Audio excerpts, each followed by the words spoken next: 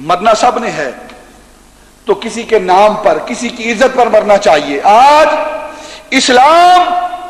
ہم سے مطالبہ کر رہا ہے، ہر گھر میں دستک دے رہا ہے، ہر دل پر اسلام دستک دے رہا ہے کہ کوئی مجھے پناہ دینے والا ہے۔ ہر انسان مسلمان کے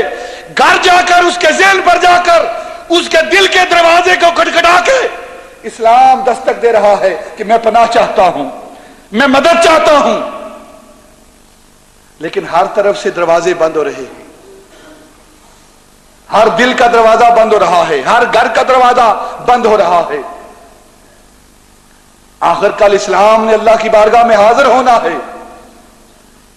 وہ بھی گواہی دے گا، یا اللہ میں نے ہر گھر میں دستک دی ہے، ہر انسان کے دل پر دستک دی ہے، انہوں نے مجھے دیکھ کر دروازے بند کر دیے تھے، آج میں ان کی سفارش نہیں کرتا، آج تو ان کے لیے جنت کے دروازے بند کر دے۔ پھر کیا بنے گا اس وقت ہمارا؟ ہائے اسلام تیرے چاہنے والے نہ رہے، تو جن کا چاند تھا وہ حالے نہ رہے۔ اسلام کو چاہنے والے اس دنیا سے چلے گئے ہیں، اب اسلام ہمارے گھروں میں آ کر دستک دے رہا ہے، ہمیں پکار پکار کر کہہ رہا ہے کہ اگر تم مجھے بچاؤ گے تو کل قیامت کے روز میں تمہیں امن دوں گا، اگر آج تم مجھے امن دو گے تو کل قیامت کے روز میں امن دوں گا۔ تم مجھے امن دو ان کفار و مشرکین سے اور میں امن دوں گا تجھے آگ سے، دوزخ کی آگ سے۔